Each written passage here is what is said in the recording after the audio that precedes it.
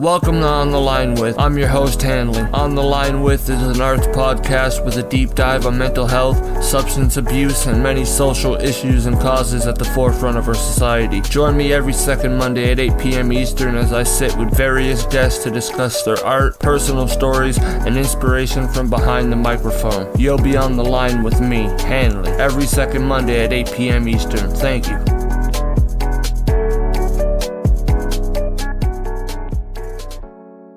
What's going on, everybody? Welcome back to On the Line With Season 2, Episode 10. I'm here with a guest out of Montreal. I'm going to let him go ahead and introduce himself. So please go ahead and introduce yourself, my guy. Yo, what's good? My name is Holden Stephan Roy with the Behind That Suit team. Yes, and you host a podcast, right? Bridge the Gap?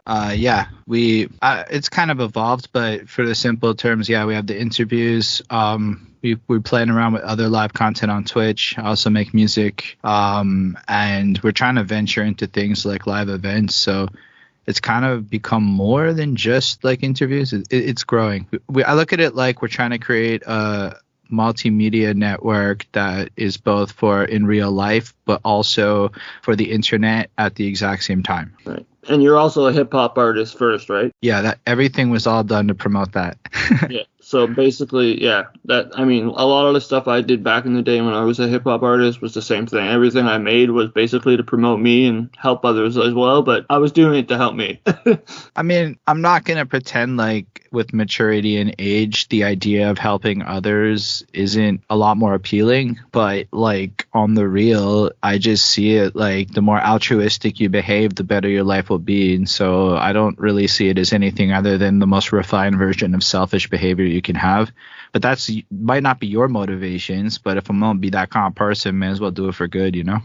Yeah, well, that's the thing. Like, I started the podcast because basically I was a hip hop artist for like 15 years and I stopped due to like some mental health shit, and then I just never picked it back up. And then I was like, well, I'm going to start a podcast, but I want to do something with music, but I also want to do something that I care about too. Like mental health, it hits close to home. Mental illness, it hits close to home. So I combine the two, and instead of it turning out just meeting artists and talking to them and then getting their like opinions on mental health, it turned into more like a tell me about your music and then we'll have a therapy session.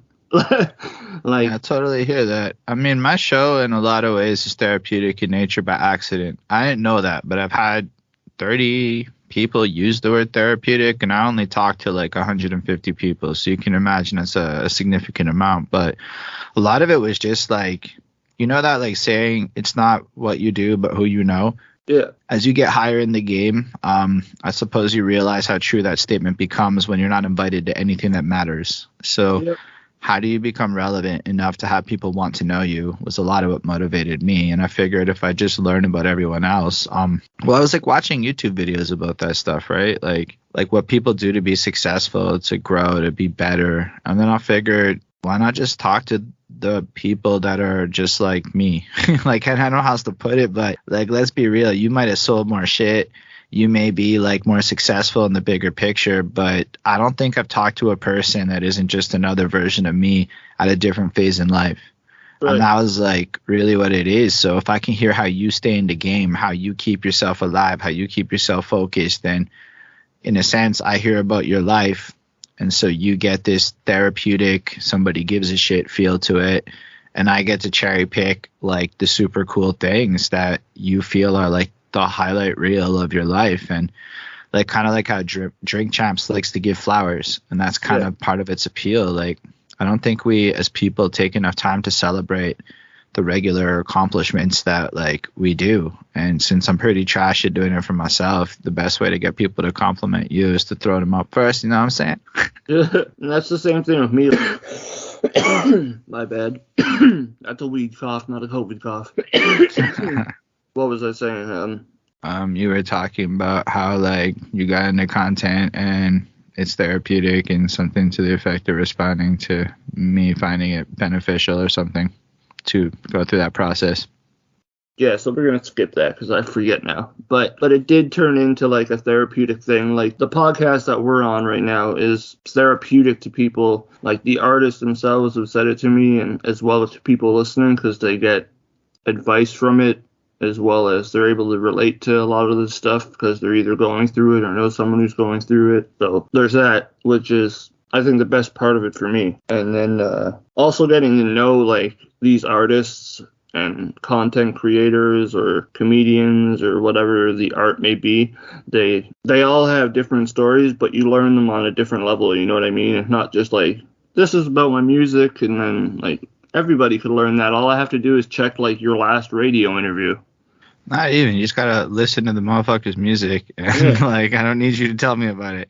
I used to do album reviews. Part of the reason why I don't do album reviews for local artists isn't because I don't want to help create media around people. It's because, frankly, no one gives a shit. If they're gonna like want to bump your album, they also don't want to bump me talking about your album. And then, like, as an artist, for anyone that's out there listening, give people more credit. They actually get your bars. Like the patronizing explanations, the whatever that you might see, like, nah, people caught that. It might not have been as like insightfully amazing as you thought it was, perhaps, but like people do listen when they listen. It isn't like this weird conception of ignorance that I find a lot of people paint in this world that we're in. Right. No, I hear you on that. You're absolutely right. So, like I said, you have the podcast, but let's step back for a second. Because you said you made that initially to help with your music. When did you start making music? 2012. 2012? Well, like officially 2012, but like, let's be real. I'm one of those. I love music since I'm a kid. I fucking used to sing, get told, shut up, you can't sing. Then Eminem pops off when I'm like fucking 12. And DMX2, all of this shit's going on. So I spent like high school, went to a blacker high school, as you would call it. So I kind of got exposed to a lot of different things. And by like 15, 16, I'm like writing emo rap songs and crap, like taking my love of My Chemical Romance and shit like that and mixing it with like my love of rap music. I'm gonna be real with you, I did not understand what the fuck I was listening to. It ain't like some of them people that hear them bars back then and go, fuck, I understood the deep mess. Nah, it was more like I heard these fuckers rapping and said, say word, I could do this shit. And by like 16, I was convinced I could do this shit. I still didn't understand a fucking thing. Until much later in life that like an appreciation for the culture or anything came. But I don't know. I had some dibble-dabble recording experiences in my like early 20s. Because this is about when home studio shit gets like real. Because like 2008 is about when everybody can afford a home studio. So post 2008, it starts to get simpler to come across random spots where you can do a 1-2 recording. And then by 2012, I was 25, and right before my 25th birthday, my dude looked at me and said, when are you gonna fucking do this shit? You can clearly rap. You really want to be a 30-year-old rapper, kind of come in the game. And I took that to heart.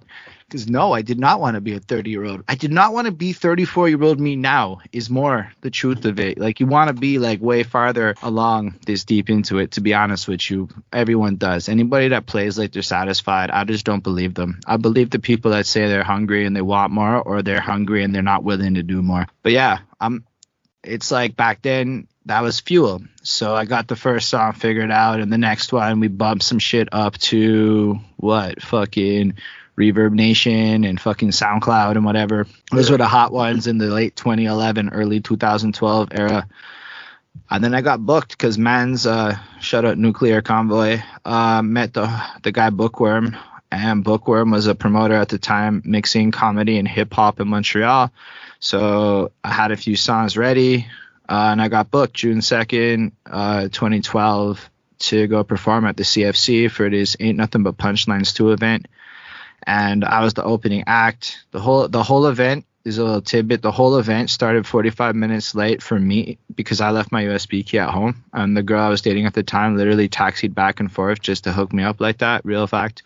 So anytime you ever hear me bitch about late, yeah, facts. Anytime you ever hear me in the future, shout it out. If anyone listen to this, they get a little tidbit to throw back in my face. But so we did that, but I stole that shit. Like, there's a video evidence of that recording. Like, motherfuckers are singing my hook and shit. And I don't know, man. The day motherfuckers sing a hook to a song they never heard before one time in their life just because you sold it that well on your very first performance ever. Like, you gotta understand, bro. I was in the fucking apartment every day the week before the show with the comb, practicing my set, like, an hour to 2 hours a day, every single day before that set. Like, this was no, like, I'm a natural. This is the opposite. I'm fucking trash, and I have to work very hard to even become adequate.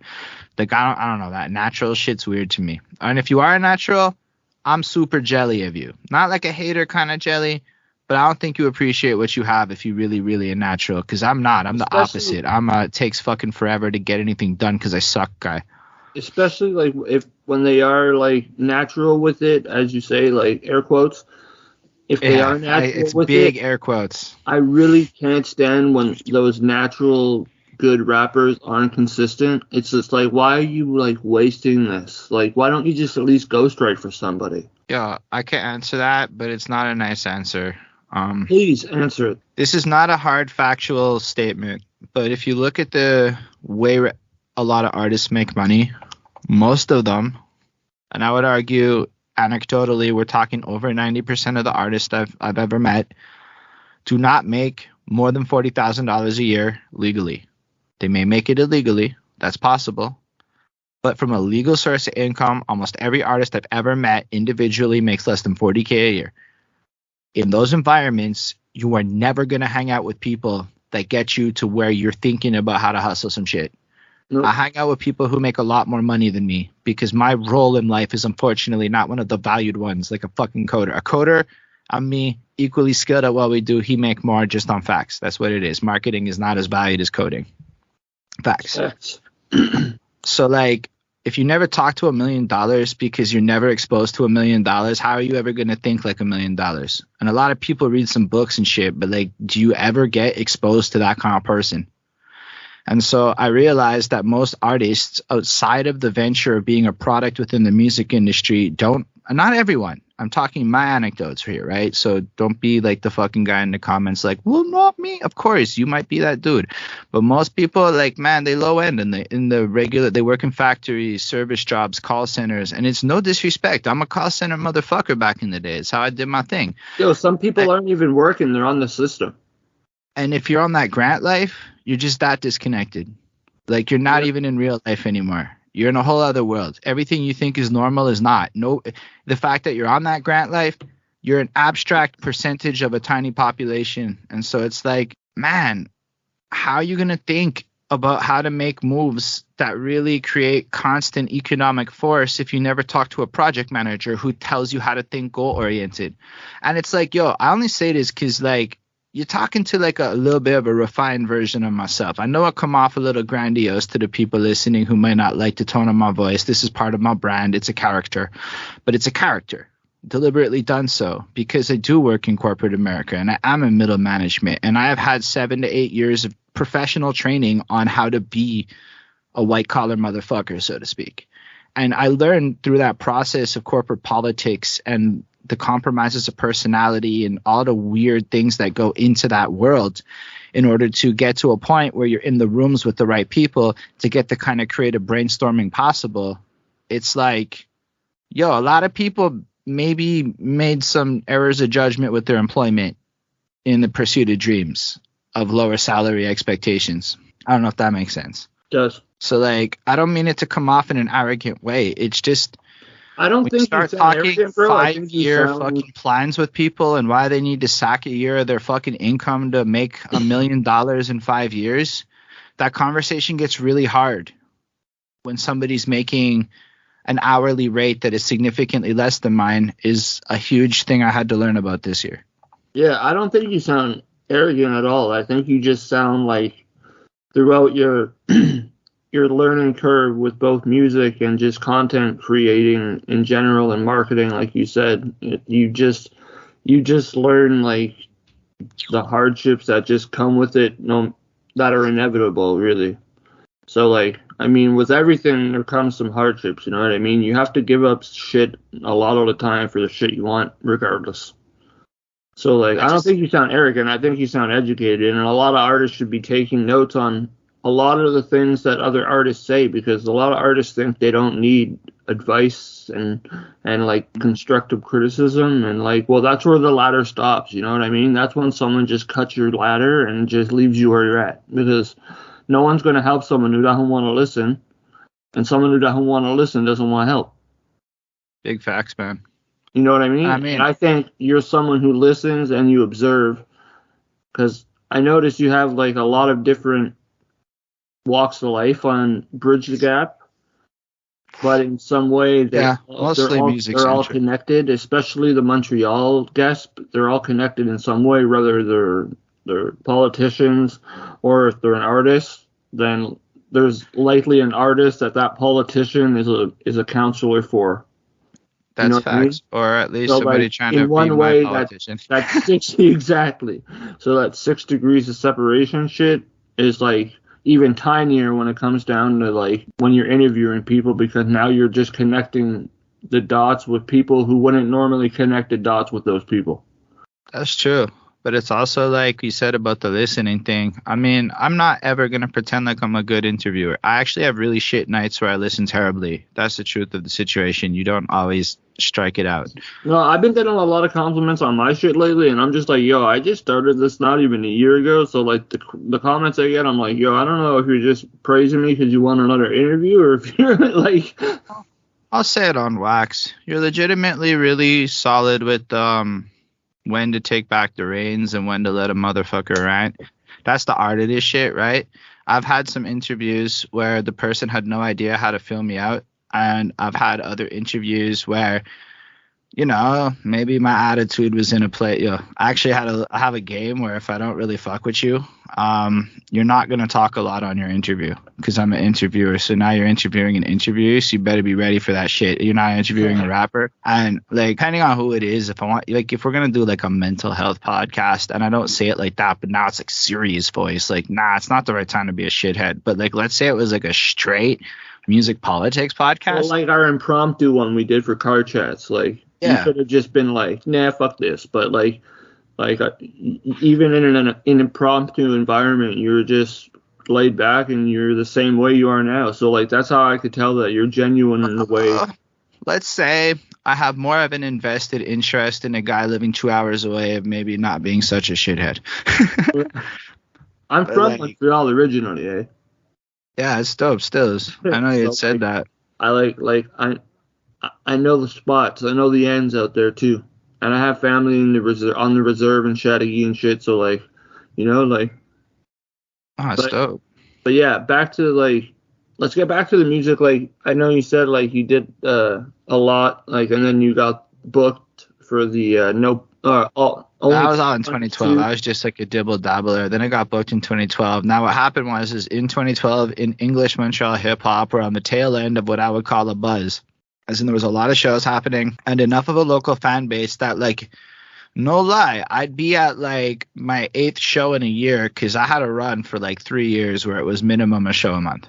Like no fucking lie. And I never paid to I think 1-2 times I paid to perform, but I was like kind of like boys with the person back when the ticket selling was like becoming more commonplace. But yo, I just was spoiled or something. People would just be like, yo, come rap at this shit. Did I get paid? No, but I just kept getting invited back to shit. So it got to the point where people would be like, oh, I remember you. You're this one. And I always wore the suit. And I always kind of stood out style-wise because, A, I was significantly older than a lot of the people I was rapping with is something I learned after the fact. Actually check if you're rapping with a bunch of youngsters before you get cocky. That's a big lesson in life. It's really important because an 18-year-old isn't really supposed to necessarily be dropping the same level of complexity a 25-year-old is, in the same way that realistically now I should come off differently than a 25-year-old, and I should be cognizant of the fact that somebody so much younger wouldn't necessarily have lived the life I've lived thus far. So be cognizant of that shit, people, when you're getting into the game late like me. But either way, for a few years it was just constantly getting booked. I was popping off little singles. I met my dude Matt. He's my main engineer.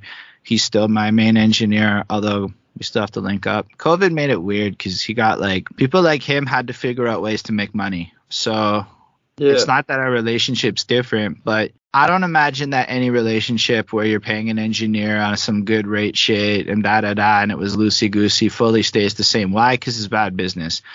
We have to get tighter and figure out something that makes sense for the new world. But he's still my guy. And whatever it is, like my dream is to put that man on like $100,000 a year salary and just let him make shit for me. Like that's his job. When I was doing music, man, and I had my team behind me, because first I was a solo artist, then I was in a duo with a team behind the duo, and then I was solo again. But when I was with the duo, it was dope because we had like 2 in-house producers, then we had both of those producers were trained in mixing and mastering. So like, but we just worked together saying like, if we get the right check, then we split the check. Like, and you know what I mean? Like, figure it out. I mean, it's different though, because it's not like that no more. 'Cause That's how it is, like when you start, right? I was always Like, thinking like Mac Miller, rest in peace, Mac Miller.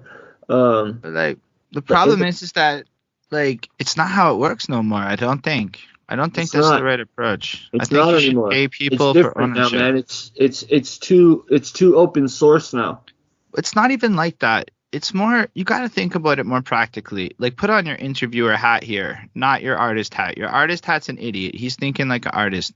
Put on your interview hat and think about all the hustles you hear about. And over the course of your time, you're going to hear a lot of people that maybe just aren't realistic with what they're trying to be, right? Like, yeah. It's like trying to sell physical mixtapes to a digital crowd is maybe not the move, or the anti-Spotify people for like certain reasons. And I don't want to go too deep in that direction because it's like pointlessly whatever, but you end up in a situation where you have a lot of people who think they're super valuable. And this crowd shows up in a beat maker's inbox. And I know this because I've talked to enough beat makers. They all say the same thing, 100% of them. And you show up in the inbox and you be like, yo, let me fucking holler at you. I'll fucking become a superstar one day and then you'll get paid. And like, yo, the 100th time you hear that message in a week, you're like, bro, get the fuck out of here.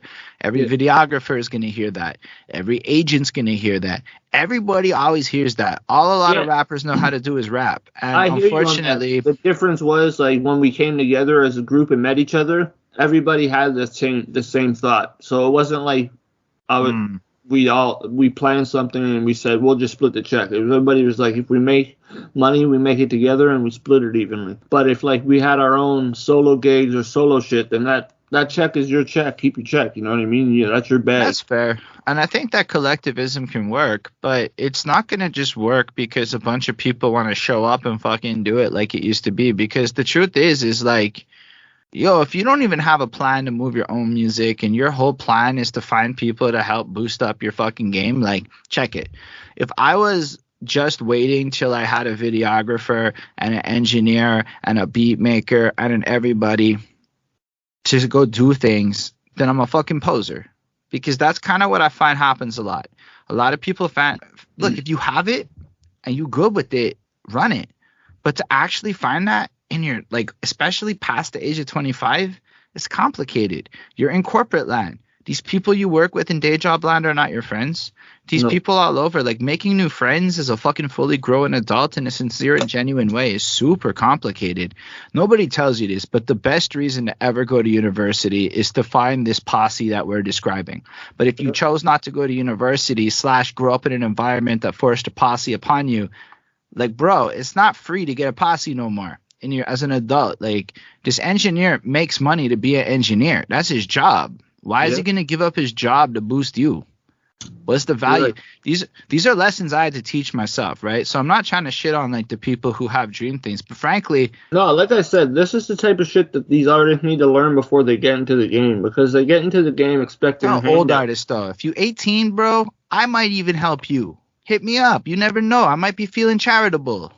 Yeah. But like if you're old, go help the 18-year-olds. If you notice, a lot of my recent car chats, all these dudes are from like Atlanta and they're all in their like early 20s, or like I even have one dude, he's like, I'm 18, and I'm like, are you fucking kidding me? Like and this dude, like, out of like all of them, they're all dope, but out of all of them, I found like he knew how to put a record together like perfectly. But he also, his producer is also his father, and his manager is his father, so like his father also made music, so you could see like there's obviously help there, but still, to be able to have that like provided to you and it's your pops or whatever, it's super helpful. But I did want to like close out my idea, because I feel like right now it's hanging in a place where it's like, fuck you, you can't get what you're looking for. That's actually not the end result.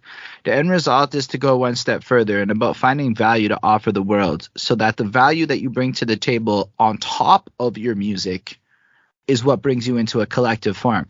So if 5 of us who have monetizable skills get together, we form like Voltron, like the Wu-Tangs. I just watched American Saga. And we just like create this whole like vibe of being stronger. Like literally watch American Saga. that's Wu-Tang, right? Like everybody knows how big Wu-Tang got. And if you don't, I don't believe you. Everybody knows how big Wu-Tang got. Okay, like you know that W even if you never listen to Wu. So it's like when you're talking about how to collective, they're a good case study. And the fact is, it's like they all played roles bigger than just being a rapper. And then I came to realize in a lot of ways, a lot of people I've tried to work with, and this isn't like anyone. It's just that people get comfortable playing a role or a 2-3 role. But as the ages have turned to this digital era, it's super hard to find like a collective of people that are going to align on the right path forward, which is where the skill sets and the values come in. Because if everybody's just in that phase where we a bunch of rappers and we gonna pop off and we all Googling that first page of Google, then like that's a hard thing to galvanize and get behind, which is unfortunately where a lot of people be at.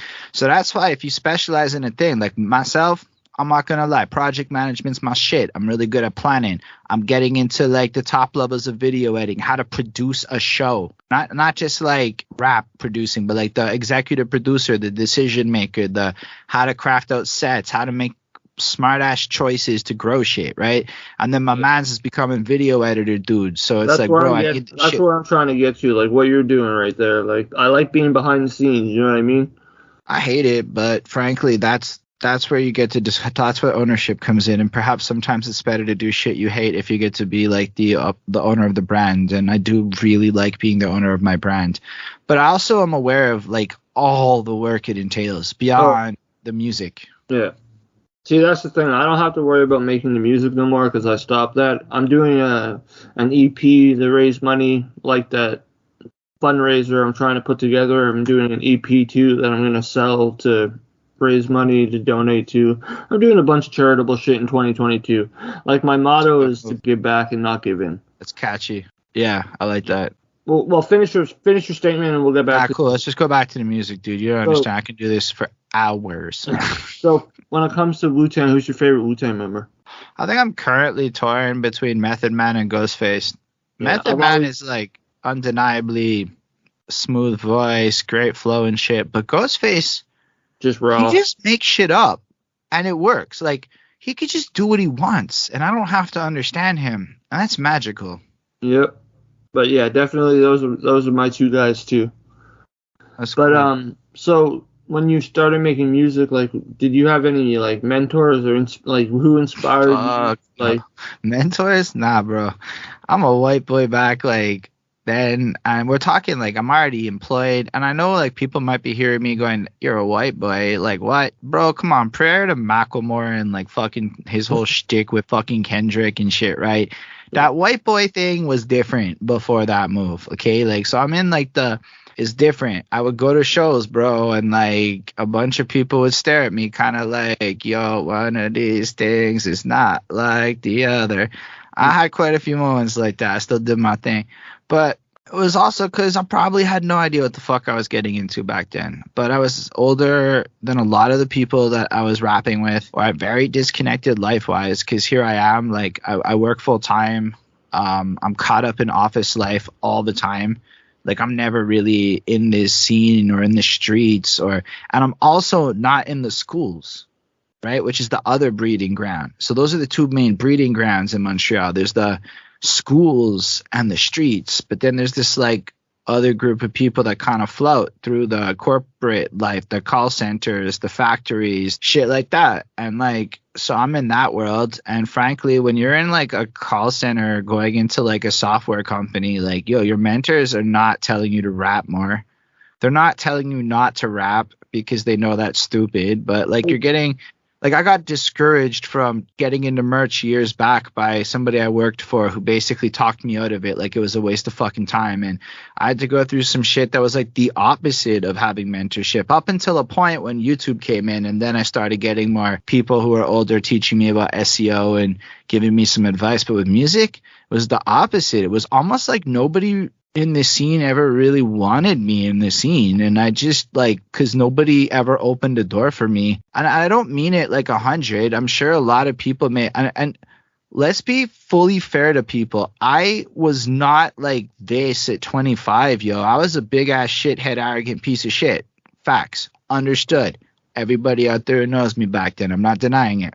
But I feel like, in a sense, I just never needed anybody. And I was always fully, like, I'm like the fully independent that, like, you know, like, it's terrible. It's not fun. So I don't have a lot of success because I never took the business side seriously. But, like, in that regard, I have always self-financed everything with regards to my music. And then I got into the internet once I learned more about that. And album reviews is an SEO farm, bro. I get clicks and fucking comments to this day on videos from years back. Like, so, like, I got into that for years and then moved into interviews just to, like, boost shit otherwise. But maybe not mentors then, but, like, any rappers that you were listening to at that time that made you, like, say, like, fuck, I want to rap? Nah, not even. Not at that time. By then it was like way solidified. I mean, when I'm 12, Eminem, wait, I can do this. But then by like 13, I'm like, I can do this. So no. Like, what about these days? What are your, like, who are you listening to, and like what are you, like, vibing to that, or like not similar sound? I won't say that because you are unique. Your music is unique. So like, but like that's the thing. I can't pinpoint like who you sound like. You know how everybody's always like, oh yeah, he's dope, he sounds like so and so kind of, but like I can't do that with you. If you go back into 2012 white boy rap back in the day, you'll find a lot of people I steal from.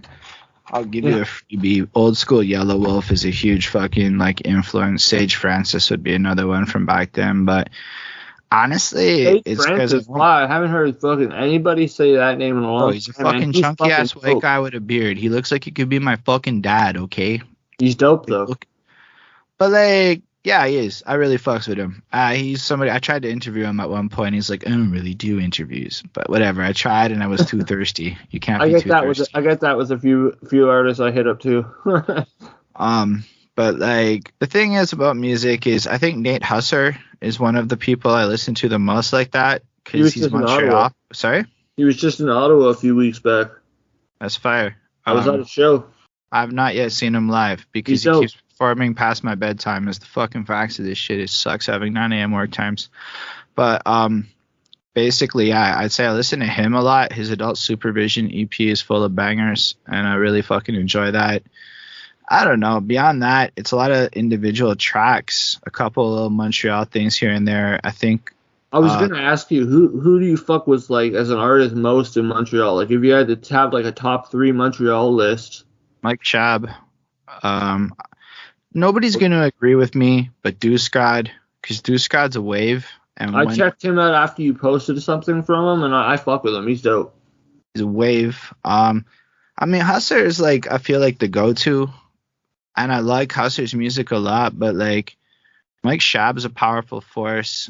There's a couple of girls who I've seen, like Chung, who are just fucking ridiculous. I think, what's her fucking name? said N or something. Even this chick Slut Rich. Like, there's just so many girls that everybody's on in Montreal. You remember Eternia from back in the day? Nah. If he says back in the day, I probably don't. She was a big artist, and I just got in contact with her, so I'm supposed to get her on the show, which is fucking dope. It is dope, man. I love classic artists that don't get the love and shit they deserve nowadays, because it's just like, I'm the one who's going to give them the flowers. I'm not going to lie. I don't give a fuck who I talk to, how famous they are or not. Like, there's a 1-2 I could maybe, like, if Lupe showed up, I'd be like, okay, that's Lupe. but it's more because he's like a mind. He's a genius. Yeah, it's those type of people I like talking to, because like it's not, they don't just give you like answers to your questions. They give you fucking spot on great answers to your questions. Back into like, let's say more pop music. To leave I would say a lot of the girls in Montreal are fire, but I found myself listening to people like Drake a little bit, Kanye West, Pop Smoke is fascinating, even French Montana. Pop Smoke. Yeah. And just like, I mean, yeah, a lot of other stuff, but you know what happens, bro? It's just that like rapping really good with puns and complex wordplay and like nobody gives a fuck. Not anymore. Can do that shit, and everybody acts like it's super complex. Because I did this, like, you watch the rap contest on Facebook and shit, you go and listen to 100 entries, bro. It's like, fuck, man. Actually yeah, pretty much anybody within a year can write that shit. Because I watched it happen over and over and over again. It's not that special, but like the number of people whose names I fucking remember is so infinitesimally small that it's like, yo, it doesn't mean anything. I reviewed 450 albums, and I can tell you the lyrically complex motherfuckers like Black Thought and shit. Bro, you never want to put a Black Thought song on. Like, you never go, bro, I'll put it on Stream of Thought Volume 2 so I can listen to Black Thought bust out the thesaurus all day. Do I want to watch that on YouTube with my boys to geek on it? Fuck yeah. Do I want to put that on? Never. And maybe that's me and that's not you. So if you fucking want to put Black Thought on, congrats, bro. I want girls at my show. Facts. That's why I'm singing shit now. I'm fucking, doesn't have to be good, bro. You can sound like Ash, just sing with balls, like confidence and shit. Motherfuckers respect that. Just make it party, whatever. But like, why people hating on melody? Clearly the whole world liked melody. Because if you cut out the rapidy rap shit and you just talk music, like everybody in every fucking genre be singing. Like, there's a lot more to it than that. Half of hip hop is singing now. Because hip hop isn't rap. No. Like, they're not the same thing inherently. That's why I used to say, like, it used to be a point where I'd be like, there's rappers and then there's hip hop artists. You know, even to that end, like, rappers actually always did sing, and rappers who can't sing never heard that. But DMX be on key every fucking song. Okay, yep. Like, he adds melody and notes to his shit. Like, don't act like these motherfuckers aren't singing. They are. You just didn't know that.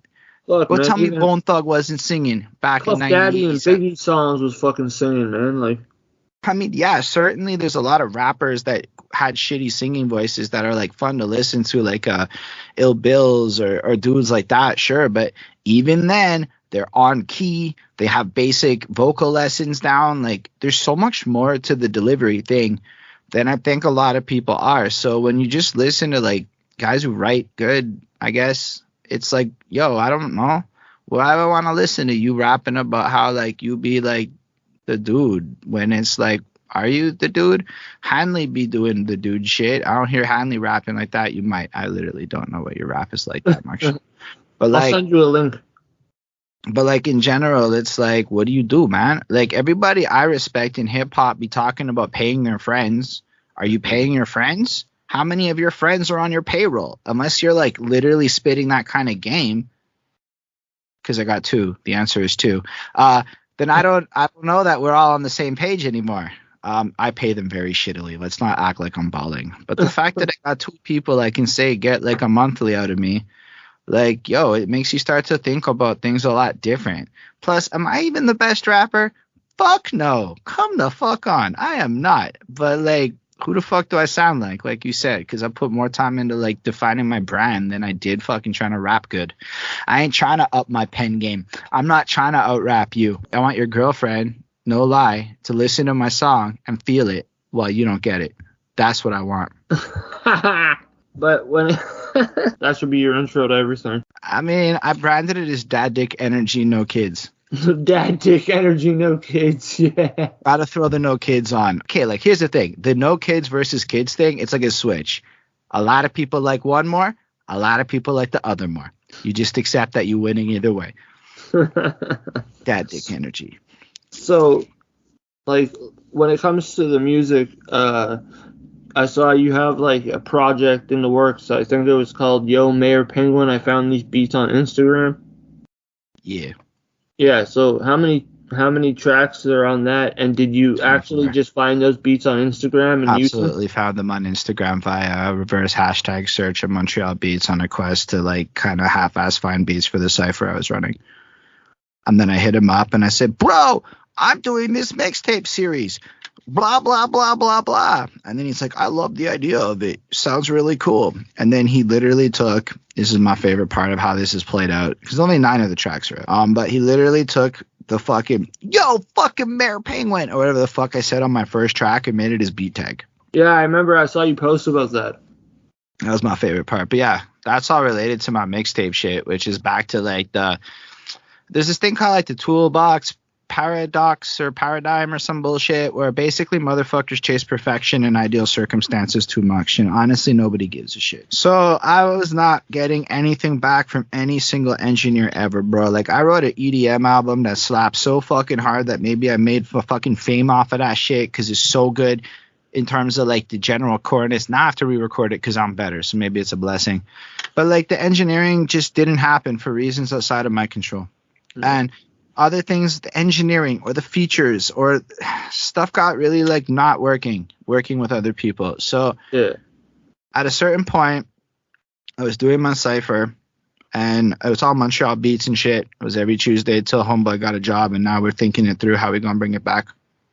And one of the dudes, only one of the like 20 beat makers, sent in shit with the fucking "no free beats, purchase your tracks today" bullshit all over it. I was at Man's crib, and basically we had a little joke moment, and I said, like, he's like, you know what, the thing is, I actually have 7 free beats on my website, meticulous.ca, metikulus.ca. Go fucking look that shit up. There are 7 free beats on that bitch.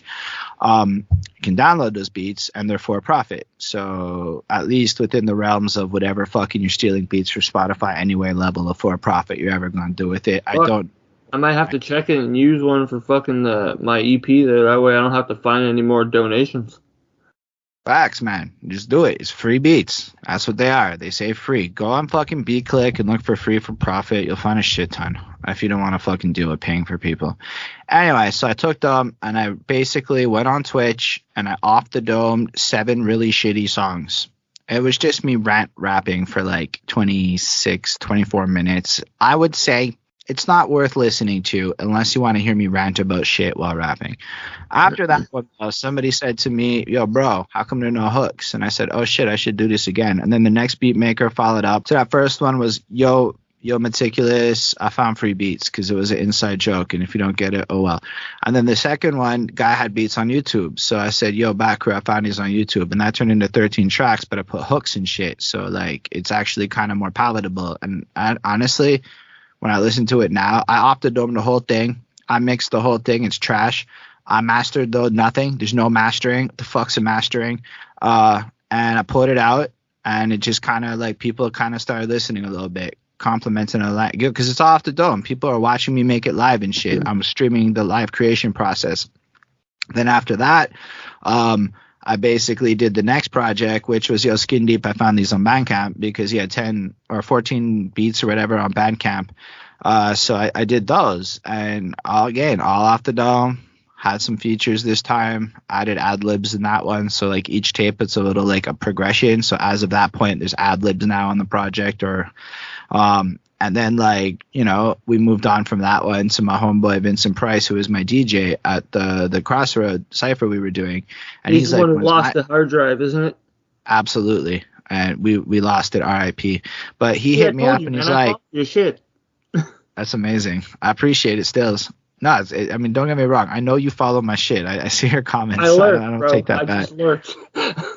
Like, I'll just. Again, that's why I'm like not being the shithead version of myself. Which is like a pseudo warning that if you interview me, I'm not. For your boy Vincent Price or whatever, that was fucking solid as shit. No lie. Like, you wouldn't see that in Ottawa, bro. I'm telling you, that shit was fucking solid as hell. But it's not selfless. No, it's just solid. It's like my guy was distracted and my show got worse, and I was faced with 2 choices: give him a hard time or try to help. And I think that the thing you're supposed to do when you're a friend, and keep in mind, I think like this: the thing you're supposed to do when you're a friend is this choice. Like, I don't know inherently right and wrong like that. That's not that important to me. But I felt like in this move, I was in this position. Simultaneously, don't you want to know how much money you can raise for somebody for charity? Yeah. There was a little bit of that, but mostly I saw my dude, and I had a hard drive moment with my engineer, and he almost lost my project at one point. He recovered it. So I know the pain. It's heartbreaking, man. You lose shit that you've worked on for so long, and you're just like what's the point after, man? Like, it could literally put someone into a depression, I won't lie. Yeah. I think, though, that it's like one of those good tests in life. I know it sounds corny, but let me tell you something. If a hard drive takes you out, you weren't built for it. And I know that sounds cold, but like Yeah, you gotta be able to keep writing that album after the hard drive, when it's in flux, when you maybe lose 5, like you have to be able to. Yeah. Because if you can't, there is somebody who can. And unfortunately, this is a saturated market, which means there is a competition. As much as everybody wants to act like it's a fun little community, there's a highly competitive side to being an artist. Not being a rapper, not dilly-dallying, but like when you start talking careers, it's different. But yeah, basically my man's Vince, he was like, when am I getting a mixtape? And I was like, fucking say word. I'm on to something when somebody's like, when am I getting one? And then he got a 30-track monster. So, because he has like 60 fucking beats on SoundClick that are gained. All these beats are free. That's the thing. I didn't pay for any of these beats. Every single beat maker is getting 50% of everything I made. And I did talk to everybody before publishing a thing. And I did work out the deal with everybody. And I pitched the concept. And every single song starts with some shit like, yo, Mayor Penguin, I found these beats over on fucking Instagram. You can go over there. Every single song starts with the plug for the beat maker. All of them. All 70 something of them that are out this year. After that, I got 5 beats in my email from Merker Miyagi. Those were also fucking off the domed. And then my homeboy Scribble was like, write the next one. Your pen game's better than your off the domes. Facts. My off the domes are full of so much fluff that the redeeming quality is they're off the dome.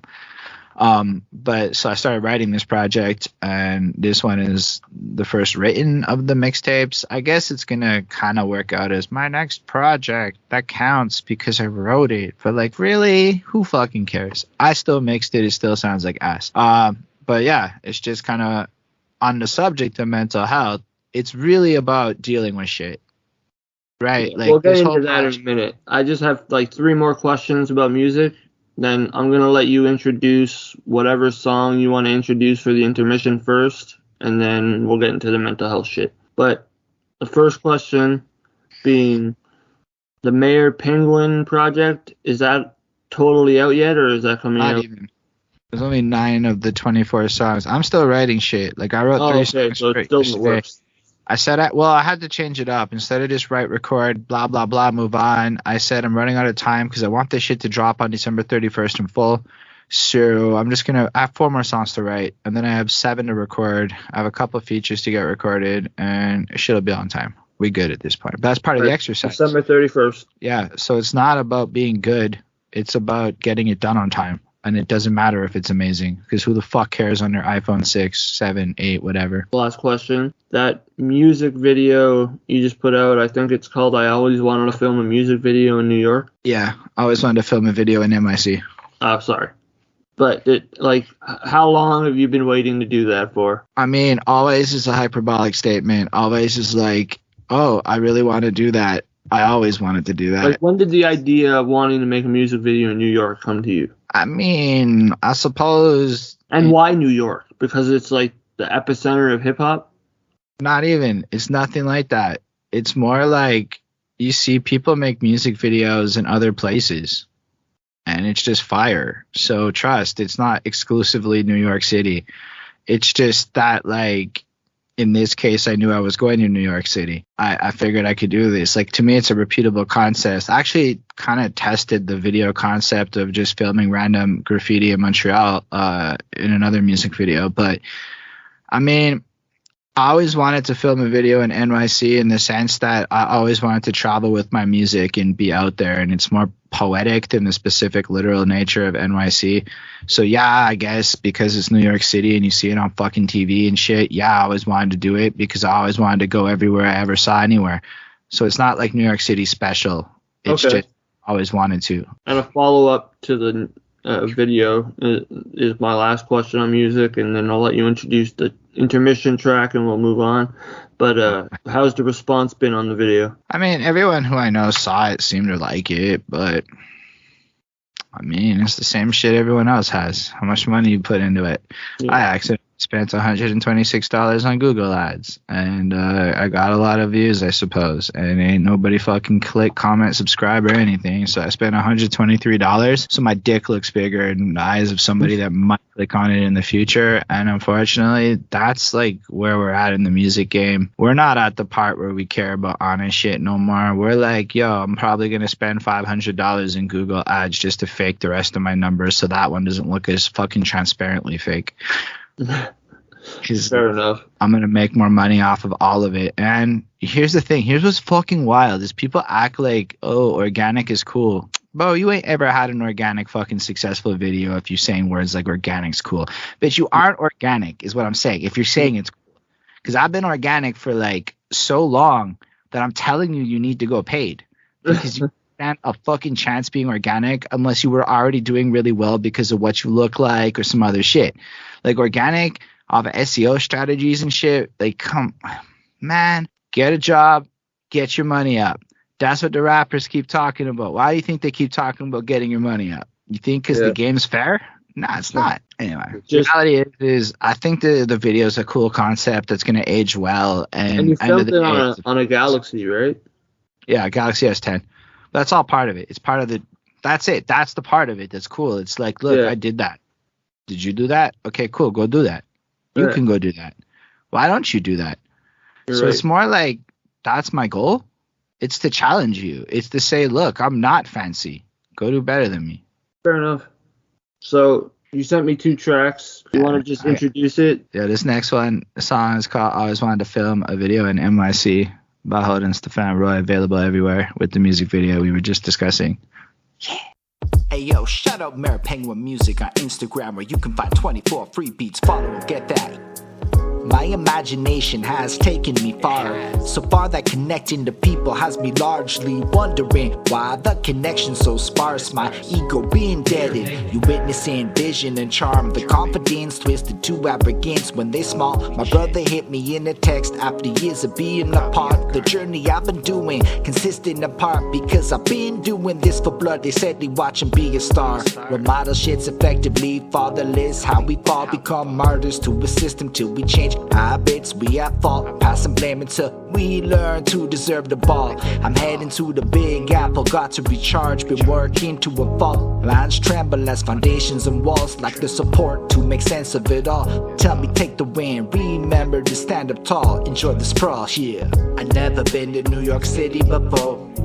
I never been to New York City before. Go ahead on down, get litty with the bro. I'm for real head in New York City, ayo. I never been to New York City before. I never been to New York City before. Go ahead on down, get litty with the bro. I'm for real head in New York City, ayo, shit. I need to soothe the soul, leave, remove the cold, the cop and cold and lungs, blow to make it hard to run. Focus not on the problems, they will be done. Focus on the one that's stacking up, the abundance of the cup overfloweth. We go on biblical principles, proper, so the spoils are just spilling into whimsy and fun shit. Misery just ain't really the maneuver to kick it with us. I miss a baby, not so open when the attitude don't adjust.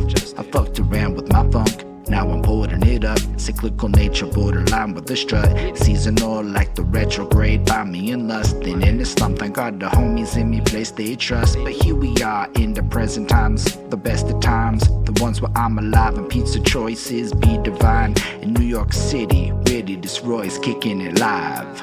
I never been to New York City before. I never been to New York City before. Go ahead on down, get litty with the bro. I'm for real head in New York City, ayo. I never been to New York City before. I never been to New York City before. Go ahead on down, get litty with the bro. I'm for real head in New York City, ayo, shit. The fuck you can tell me? My memories stacked with some gems. Your boy feeling wealthy, creme de la creme. It's like a manifested destiny, life tested me. I passed it, see me cruising out, growing grief. thing is, I like the way I be. Even if it offends your senses, I feel complete. I had a dream, now the foundation, reality. I can dip it for a week, come back with bigger dad dick energy. No kids, we keep it litty, we free, we hit the city, we freak, we splurge, cause really money ain't a thing. Okay, I panic over money, but still got over it and did the thing. Shit. I never been to New York City before. I never been to New York City before. Go head on down, get litty with the bro. I'm for real head in New York City. Ayo, I never been to New York City before. I never been to New York City before. Go head on down, get litty with the bro. I'm for real head in New York City. Ayo, shit. Yeah, for real, I'm recording this like right before I fly out to New York City for the first time. So it's not live at twitch.tv/behind that suit. But tomorrow I'll be in NYC. Shout out Mayor Penguin for the beats. Word up. All right. So, we checked the track out, we listened to it, and, well, I'd heard it way before everybody else anyways. Or whoever's listening to this, maybe they heard it at the same time, but I heard it already. Maybe you're one of the 2 minutes of YouTube ad time that existed in my life, and you were one of those people. But, like, you're well aware that, like, half of the show is basically based on mental health and mental illness. Yeah. And you were saying earlier that you have your own demons and things like that. So, like, like, you said diagnosed or undiagnosed. What were you referring to? Let's just jump right into it. This was some off-cam shit. But, I'm sorry. I could cut this out.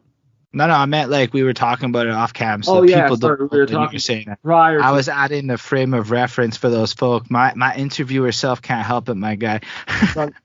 I mean, I look at it like my dad got borderline personality disorder. Like, he got 100% diagnosed. My brother behaved just like him.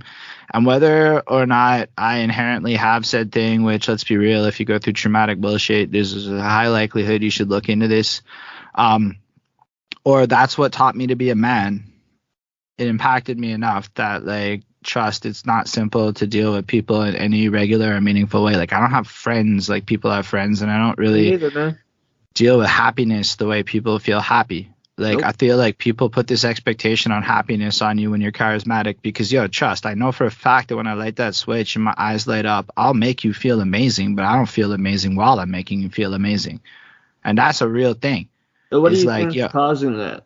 Man, it's all that fucking trauma from fucking past lives, bro. Like, end of the day, I went through shit when I was young. My dad was not necessarily the best dad. In school, I was bullied. I went through some of that really corny, like, shit in life of really, like, I was never, like, beat the fuck out of, but, like, on a more mental front, I was highly characterized as something you didn't like.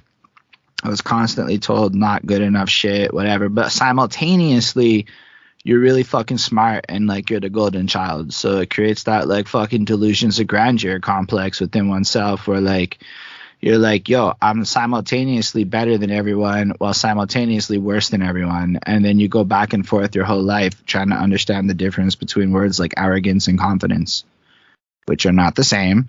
And to be confident without being arrogant is a fucking delicate ass dance, but it's a very thin line.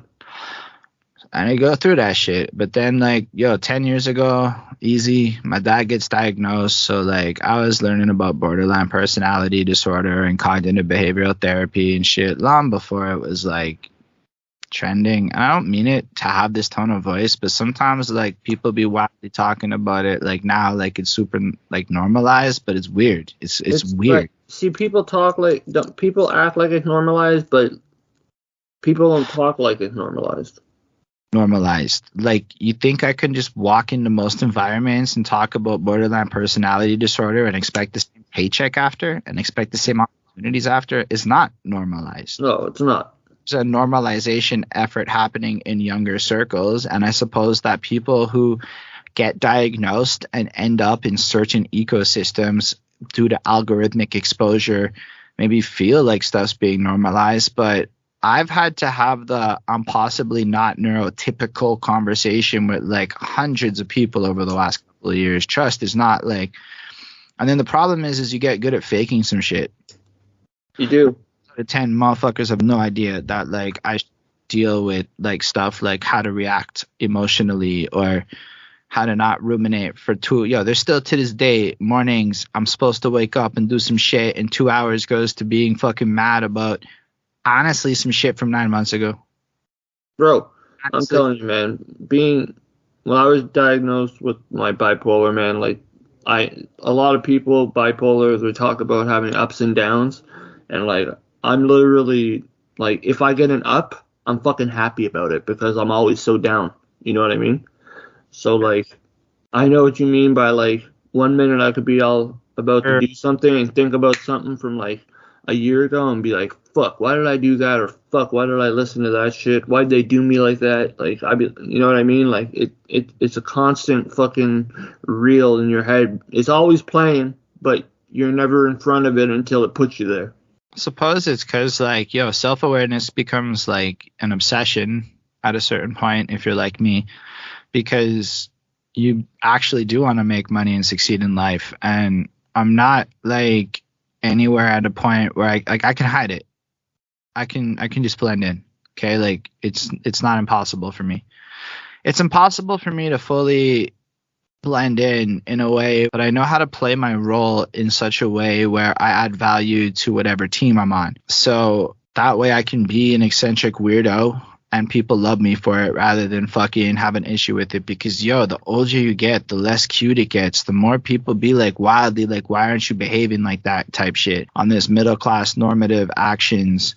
Like, I remember one time I'm on the bus and this unnamed person, she's younger than me. She doesn't know me that well. She sees me when I'm 78% where I'm at now in terms of being able to play my role properly and not be too out there with my reactions to things. And she was like, well, why don't you just try harder then? And I'm like, what you don't know is like where I was at to where I'm at. You don't see the journey and whatnot. And that's when it gets complicated. That's when most people give up, I think. When you're in like a place where your past haunts you, and half the people know your past and treat you away. Other people expect you to be a whole different thing. And you end up having so many versions of you that people have encountered that there is just more than one version of you. It isn't like there's one. I'm not, people who say people don't change are wildly weird to me. Like, my whole life has changed. Yeah. Like, I don't get that. Because like before I was diagnosed with bipolar or whatever, like I was fine. I was like an outgoing person. I was a hip hop artist. I was performing. I was doing opening shows for like bigger names and like just being out there. You know what I mean?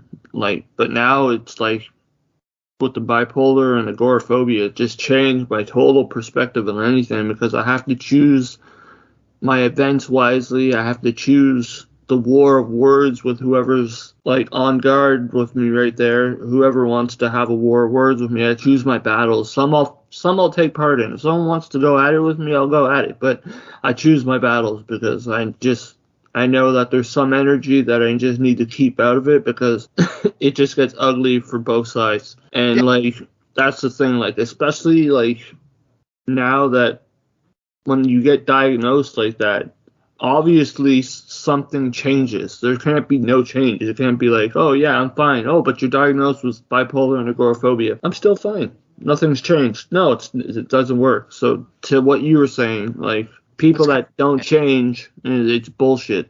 People change every day.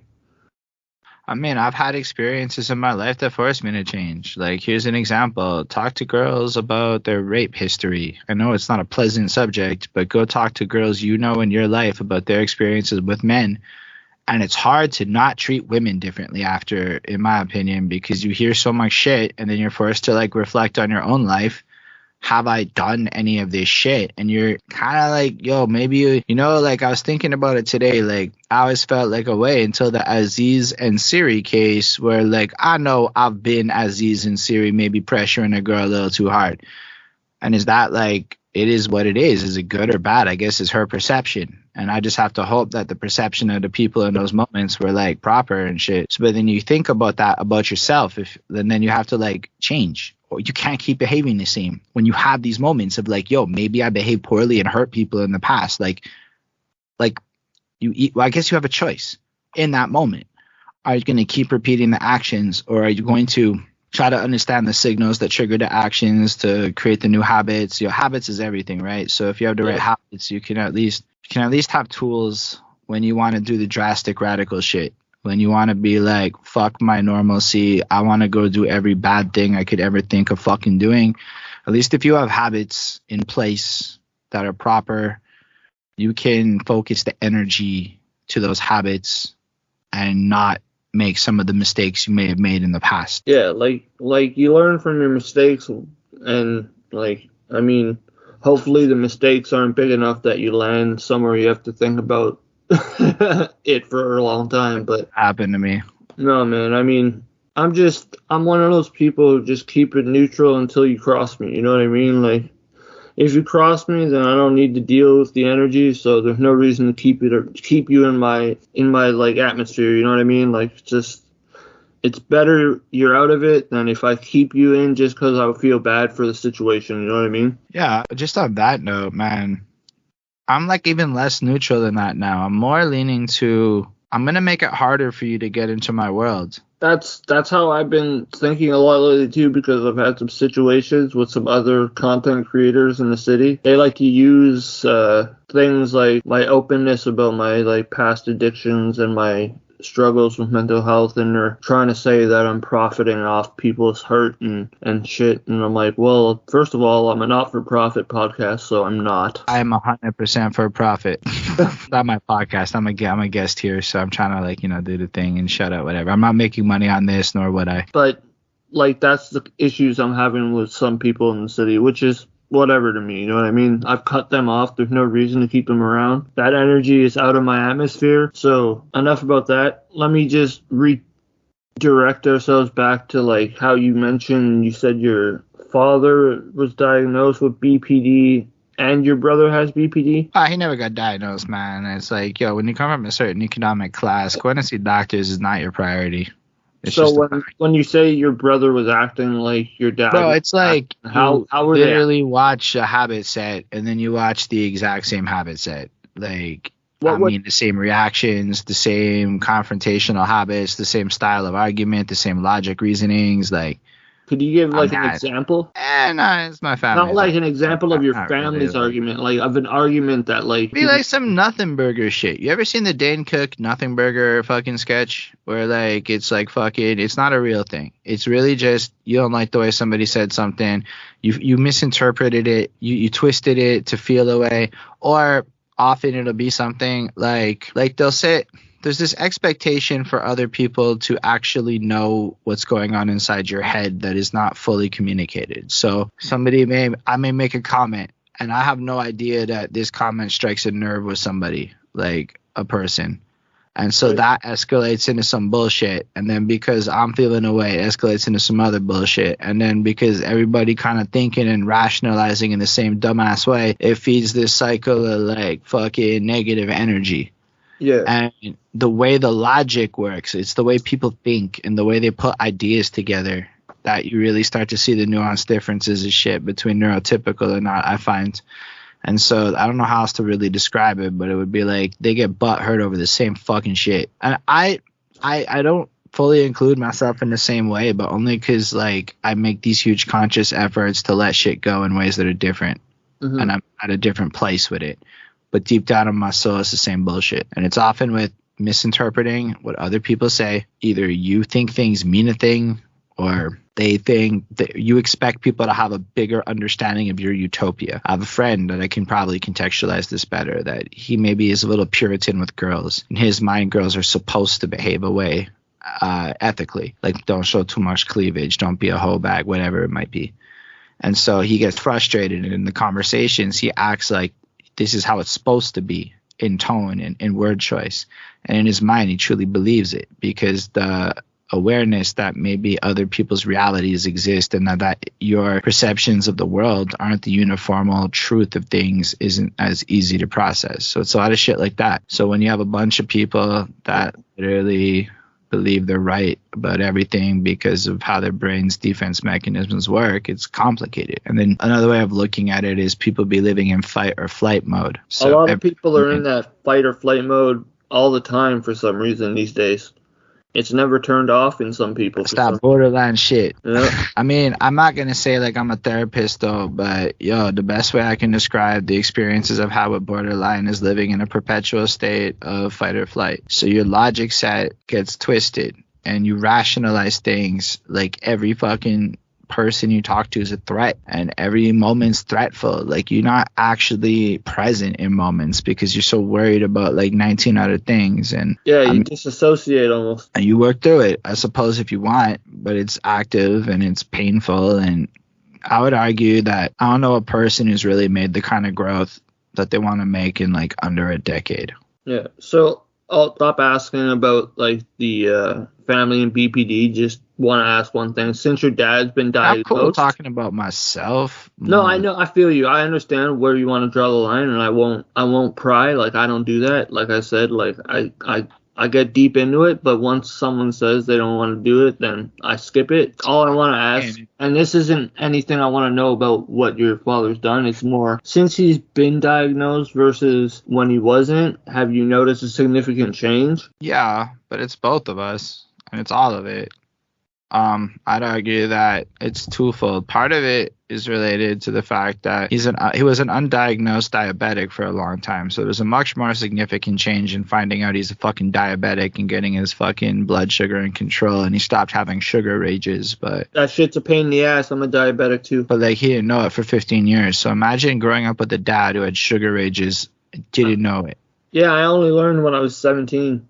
And then they found out I wasn't the actual type of diabetic they thought I was. So when I was 23, I was re-diagnosed as a type 1. So now I'm on insulin for fucking life. That's rough. But then, yeah, with the borderline, you know what it is it made it easier for me to explain shit. Because, yo, once you understand how a person with borderline be, and I know it sounds like a generalized statement, but like, I don't know how to explain it, but I've had a very, very high success rate with this shit in terms of just communicating ideas to somebody that has BPD. And like, I don't know, it's what makes more sense to me inherently. And it's just this way of thinking. And I understand the triggers of the shit because I've read enough, learned enough, watched enough, paid attention to enough, had enough people explain things to me. I could tell you one thing. Everybody that knows their borderline will tell you all about it.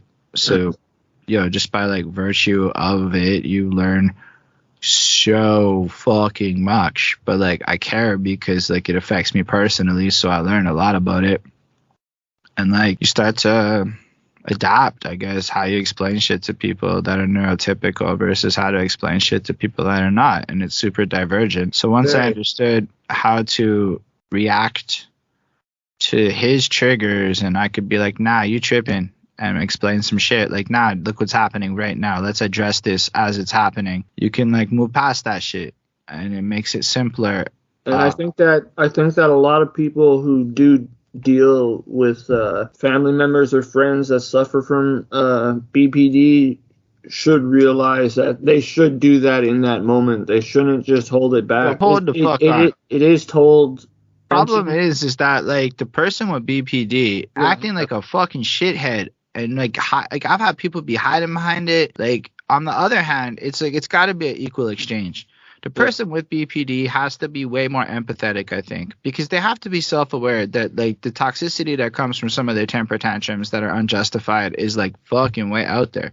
Like, yo, I've had to be like, yo, I'm not talking to you for 6 months, and 6 months goes by. Facts. Like, yo, he had a moment, I don't really mind telling this one, he fucking smashed his phone in my current apartment like a year ago, and I'm like, fuck you. Like, you don't come into my crib and throw your phone on the phone to prove a point. Like, you're a grown-ass man, you want to behave like a man-child, you don't get to be around a grown-ass man. And like, sometimes people have to recognize that if they're going to behave how they want, there are consequences in life. Like, you don't just get a free pass because you have this shit. And that's, I think, the part where it's like the conversation gets twisted. But yo, like, I'm off. Ain't nobody fucking like giving me privileges. It's more the opposite. It's like, if you want to be around people, you in a lot of ways have to put work into it, and then people should absolutely have that fucking understanding, or I'll knock them on myself type thing. But like, if you're just sitting there, because you know the other angle is how many people end up twisting this shit into abuse scenarios, into gaslighting, into so many toxic fucking traits where it's like, yo, that can't be like it can't be the burden and responsibility comes on the community entirely. It's got to be like shared effort, because if that person is not willing to adapt, ain't nobody fucking willing to stick around for that shit, because you can't. It's like dealing with shit nobody's trained for. Like, my least favorite fucking meme in the world is when depressed people try to like play that global guilt trip, like, I can't believe you don't have time to say hi to me or say hi back or whatever. Like, nah, dog, I don't have time to have a conversation with you half the time. So if you say hi to me and I don't have time to say hi back to you, it's because I know that hi is followed by how are you, and how are you is followed by this. And it's not just like a one-off was good, because why the fuck are we just saying hi was good? What a aimlessly, pointlessly waste the 3 minutes of distracting ourselves in life. Like, that's just not how like 98% of the world be functioning, because most of us ain't got time to fucking go message 150 people on Facebook how it's good. So that's why nobody be answering your damn messages, because frankly nobody actually has a lot of time. You know what people should do? Hey man, do you have 5 minutes for a conversation? And then you can ask your hi what's good. Be considerate and shit. Like, that meme drives me nuts, because I don't think people think about how hard it is. And I know that because I know how hard it is for people to deal with me, bro. I know how hard it is for the people in my personal life that got to deal with like 500-word essays in a 20-minute period, because I'm that fast of a writer. You know, like, come on, we high effort. Yeah, but with that with those types of situations that happen with like the phone smashing and stuff, after you set the limit with them and you tell them, like, for example, I'm not talking to you for so and so X amount of months, like, how does that affect you personally? Does that affect your mental health in any way? I know absolutely. It's why I'm saying all this shit. Like, motherfuckers need to be aware of how they behave, because it fucks with me for a while. Because it also I get darker. It ends up jumping from one person to you. You know what I mean? It's like a symbiote, man. It's not even that. It's every time some shit like that happens, he robs me of having that opportunity to have a relationship with this father that's alive that I'm supposed to be appreciating. Right. Because when people tell you some shit, they're like, bro, you should appreciate the time you have left with your dad, and that you're going to regret it later. So you make that effort to try to not regret it later, and then you don't get that moment. You don't. Reciprocation. It's not that. It's just, I mean, at this point in time, I'm old enough to recognize I'm never going to have that. My father, in a sense, died a long time ago, and this is not my father in any conventional sense of what you would expect in your 30s for a father figure. Like, it's not that. He's a blood relative who happens to be my father, and it's weird in a sense, but like the social contract part's not fulfilled anymore. And like, I take care of him now, and it's way earlier than we're supposed to be doing that shit, you know? It's almost like I inherited an old person, like fucking 30 years early. You feel like you've gotten a burden out of it. No, because frankly, middle class white people hate poor people. So I'm not really feeling like I got a burden out of it. I'm feeling like most people I know in life don't give a shit about people like my parents, because I hear them talk shit about people like my parents. So maybe I hear you, man. Like, because people don't necessarily understand growing up welfare. Like, they might understand poverty in like a top level way, but like, we used to do this shit where saving 20-cent coupons was the move. And like, I have buyer's remorse spending money on anything. And like, it's hard to make purchases. Like, it's amazing how that lasts with you, huh? That's what it is, bro. Middle class people. It's just you're not taught that. You know what I mean? Like, you're young, you're not taught that. Like, but that's some of that normal shit that everyone else is. And when I say everyone else, just keep in mind that demographically speaking, the largest percentage of a population is middle class and probably white if you're in Canada. So middle class white people is quote unquote Canadian normal, whether or not you like it. That's just a stats thing. Go Google that shit and cross-reference. So do you? This isn't mental health related, but I hear it a lot when it comes to the poor and the wealthy in countries. Do you believe there's still a middle class, or is it just you're either poor or you're wealthy? Dog, I'm straight middle class. Anybody that thinks there's no middle class is clearly not in the middle class. I mean, it's just actually, if you don't think there's a middle class, you're telling me you're poor. You're telling me that you're not doing well, or you're not aware that you're in the lower middle class. I would argue that's what I hear in that sentence. Okay. Fair enough. Doesn't manifest. If you're comparing it to an American dream based on a house, a car, and a vacation, then that's stupid. But I mean, dog, there's like people who don't live like, okay, I live in a way that most people don't get to live because I make middle class money and I don't have kids. It's part of that dad dick energy flex. It's like my girlfriend doesn't have a job and I'm not stressing. Okay, like we're middle class enough. Like she hopefully gets hired and I will stress inevitably, but I can make lifestyle cuts and we can live off my salary alone. It's not the same. But am I rich? No. That's middle class. Can you fucking live comfortably on like less money if you have to? If so, you ain't stressing about rent. I just wanted to see where you went when I asked that, because I'm sure you heard that before. Yeah, of course, because people don't know anything about economics. They watch some YouTube videos and think they know shit. I have this like pet peeve. This is elitist as fuck. I want everybody in the world to know how snobby I sound right now. But I read a lot of motherfucking books. And I spend most of my time on like trend level video watching. So I'll be like fascinated with macroeconomics and spend 6 months watching macroeconomic videos. And I know how little I know, but then I'll read some books and this and that. So you get to a point where you get worldly with your knowledge. And what that means is you can call bullshit when somebody don't know shit so fucking fast.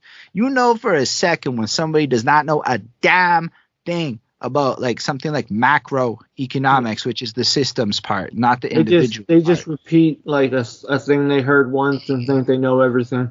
So what they're saying is on $75,000 combined income, we can't have a car, we can't have a house, and we can't have a vacation. Okay, cool, you're right. You are then, if by that one definition, you're right. But do I want the car? Nah, but I could have it. I could probably do it, though. I could probably say, if you're smart and you move out of Montreal and you're capable of living remotely, I go up by your fucking part of the world where houses be cheaper and shit. I'll fucking, like, cop some shit out there. No, it's cheaper on your side, bro. I promise it's not cheaper on island Montreal. Maybe not on island, but it is cheap. It is cheaper. I'll admit maybe suburb Quebec is cheaper than where you're at because you are pretty close to the capital.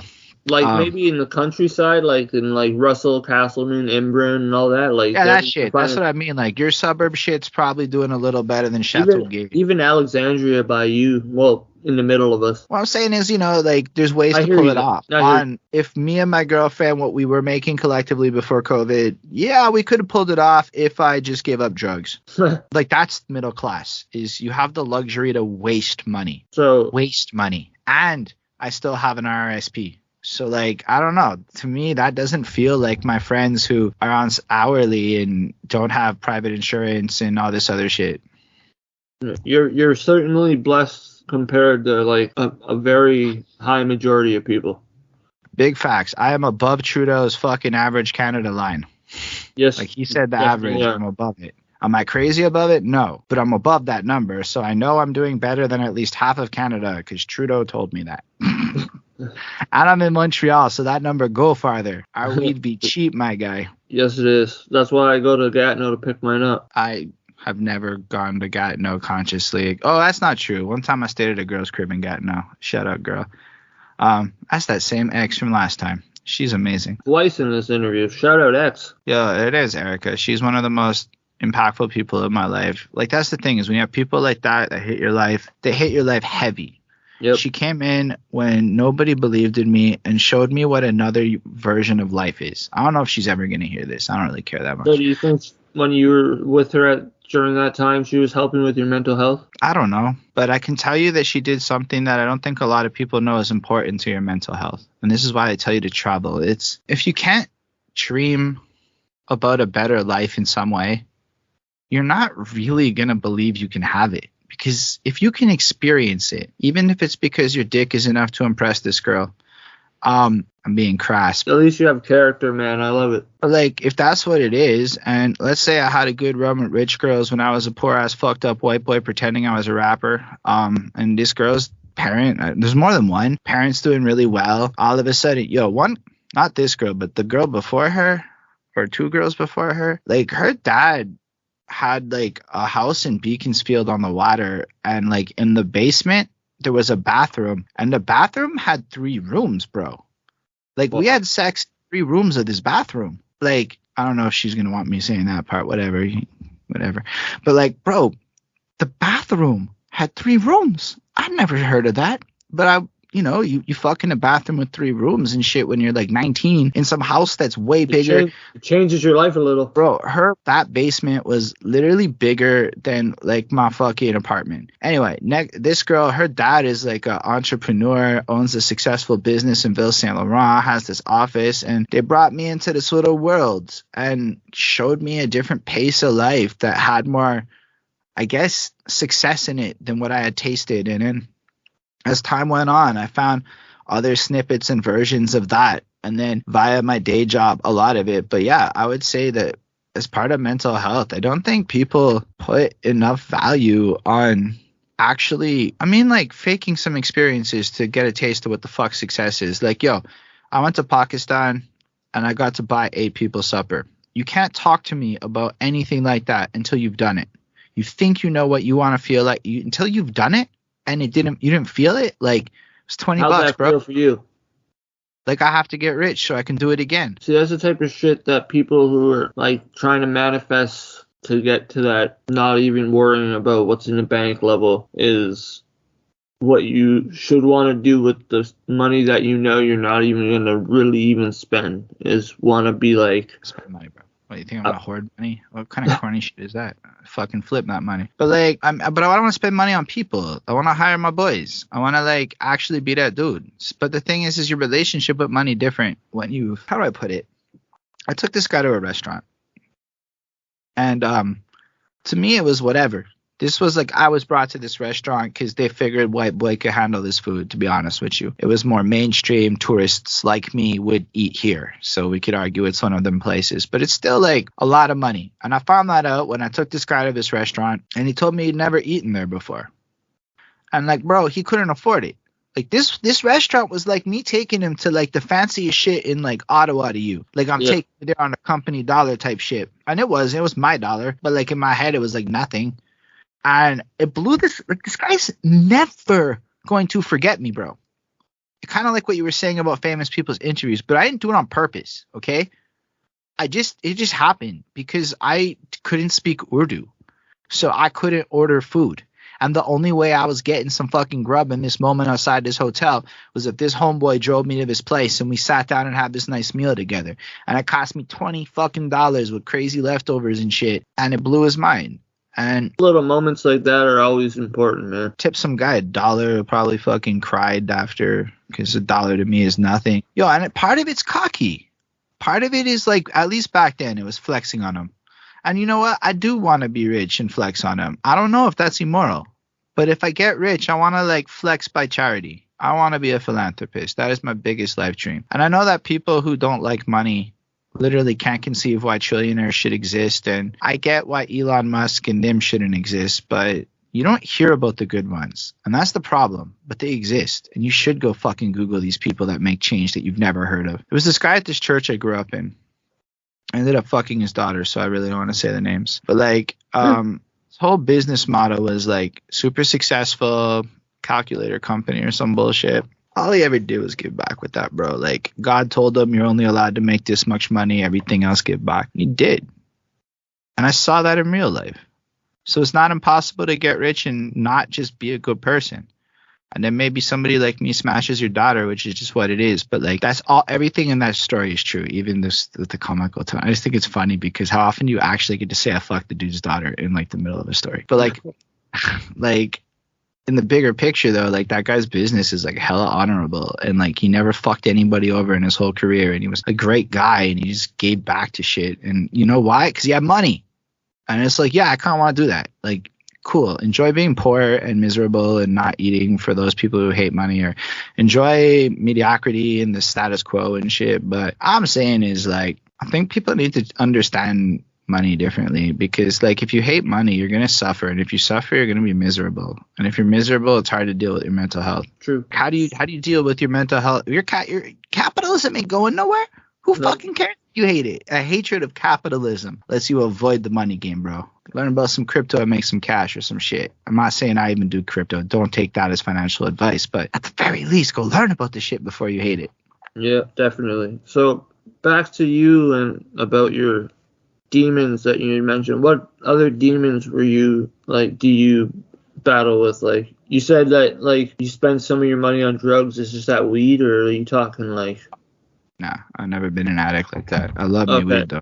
I spend a lot on weed. Yeah, me too. On weed, an addict can probably afford to spend on coke sometimes, just because coke is expensive and some people are poor ass addicts. I spend a lot on weed. Like if you were to be like, Holden, do you want to deal with people sober? I'm gonna be like, fuck no. I doubled my salary high. Why would I want to do it sober? If I had failed, then maybe, but nah, I smoke a lot of weed and people like me more. And when I'm sober, people give me a hard time more. So it's like the social signals of life say, get stoned, bro. Yeah, I hear you. And so the demons with your mental health, what are you facing? Are you facing anything? Have you faced anything? Gotten through it? Like, I mean, I had to anything that could help the people suffering in silence is always what I take from these stories.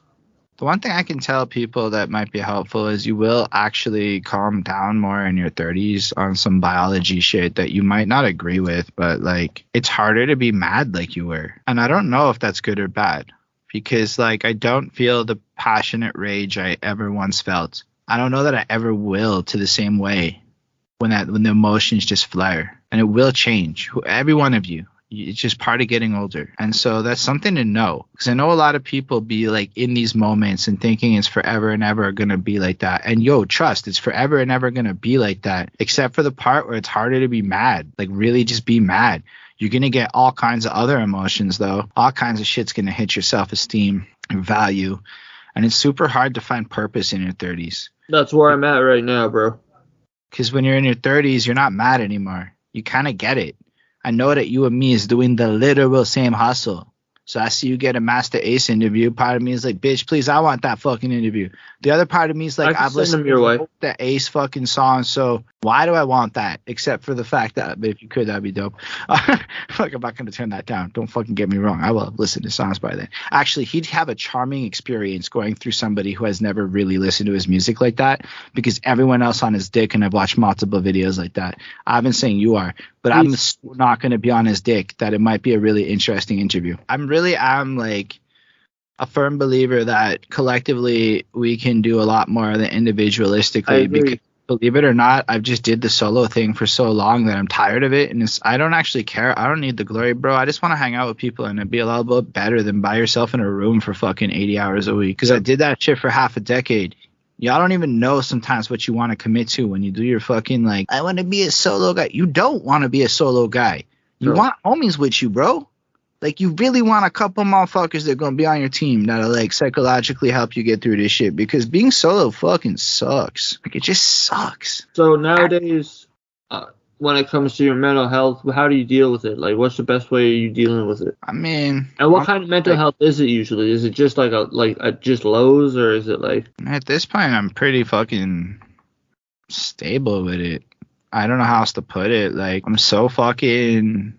I have ups and downs and go through a lot of emotions, but like what changed is the shit I'm mad about's legitimate. The things I feel are not like I don't know about you, but I have the am I crazy check where I have a fucking totally proper neurotypical person let me know when I'm off my fucking rails a bit, because I can't always make that assessment for myself. And I have several of those people in my life. And I find that now I'm facing different stresses and shit. As far as my mental health goes, I can tell you one thing. When you find purpose and you gain momentum and you know what you're doing in life, and you can find that 10-year mission that makes the short-term wins and losses smaller, like, you're going to be all right. When you focus on your physical health, honestly, it's everything Tai Lopez says. Like, fucking focus on your spirituality a bit. Focus on your physicals. Focus on your familial relationships, and focus on your passion projects. And if you focus on that, and passion projects of creative means, you have to be a creative in some capacity. I don't give a fuck if it's growing plants. That's still creative, bro. Like, I don't care what you do, but like, you focus on these things and you nurture the whole of your soul, and you'll fucking feel better. And then if you're still fucked up after that, consider drugs, like pharmaceutical drugs. Maybe like you might be one of those people that needs some shit. Be a therapist, get prescribed some. The psychiatry, though. Psychologist. I mean psychiatry. I mean, okay. I totally did the fucking straight up, I did all the hell shit, and I'm still fucking miserable. I'd highly consider psychiatry. and the actual getting to prescribe something. If like you live a healthy fucking life that's what I'm on right now. It's just psychiatry and medication. And I'm not saying that as a person who really does that. I self-medicate with dope, like as a marijuana.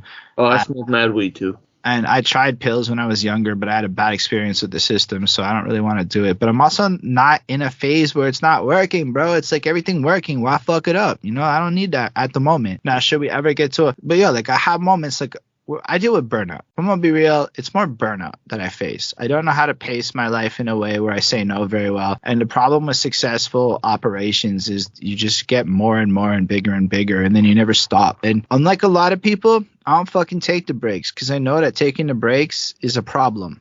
And I know that, like, I think I saw recently you took a break and came back or something. And I'm not taking shots at you or nothing with this statement. But if I were to be like doing this for a career, that's not an option. It's a job.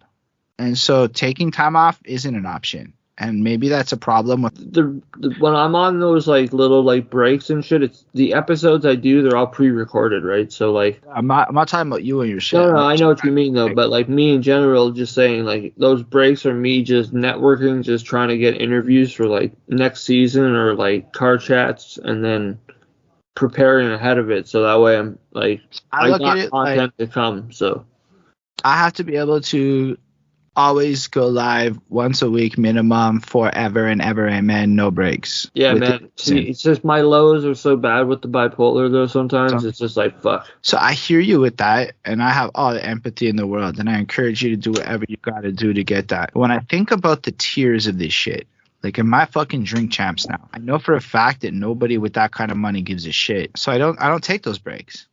I hear you, man. And I just do it. Your consistency because I see you on live like every day or every week.